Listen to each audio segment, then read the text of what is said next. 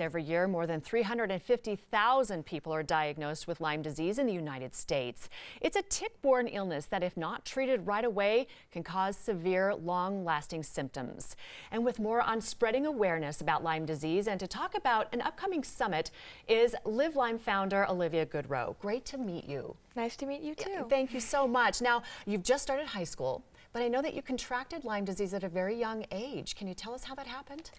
So I got bitten by a tick this summer going into my second grade year. Wow. And at first I did not have any symptoms. I felt normal, and then 2 weeks later I started having flu-like symptoms. I couldn't physically hold up my head.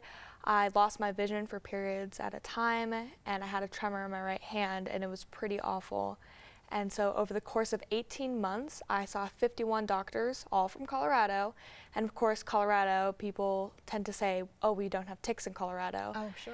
And until the 51st doctor, I was just diagnosed with Lyme disease. And during that period of time, I was misdiagnosed with Wilson's disease, and someone told my 8-year-old self that I would be dead by the age of 40. Oh my goodness. So that was very hard for me, and then people thought, well, maybe I'm making it up for attention, and I'm just thinking, what kid would go through all of these awful things to just do this for attention? And so I had a liver biopsy, a copper scan, a spinal tap, an EKG, an upper and lower endoscopy. I had my adenoids removed and over 100 blood draws. My goodness, Olivia, I mean, what an experience, and for such a young lady to go through. And so this is a rhetorical question. I want to say, what inspired you to start the LivLyme Foundation? But that is quite an experience. So you started this foundation. Yes, so as I was now diagnosed with Lyme disease, I looked up stories of other people with Lyme disease to see if we had anything in common.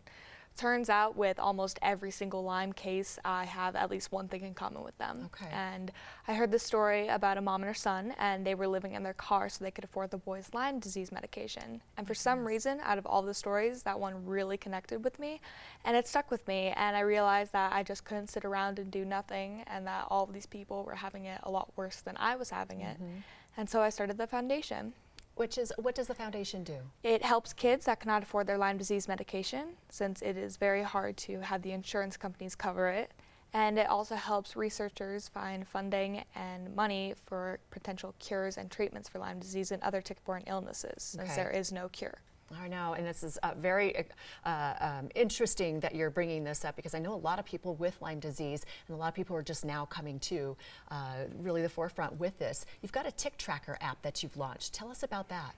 Okay, so 2 years ago, I found 200 ticks on my dog. Really? In Missouri, and as we're getting all these ticks off, I had asked my mom, is there an app or website to where we can see what kind of ticks these are and what ticks are around us? And it was not the best time to ask her, since we were still getting all the ticks off and she was freaking out. But later I did do the research, and there was no app, and so 8 months later, Tick Tracker was there, and it's global, free, and in multiple languages. That's fantastic. Congratulations on that. This is exciting. You're going to be hosting a really significant event. It's a summit where you're going to have a lot of folks coming in to be advocates. Can you tell us who's going to be there and what the summit's all about?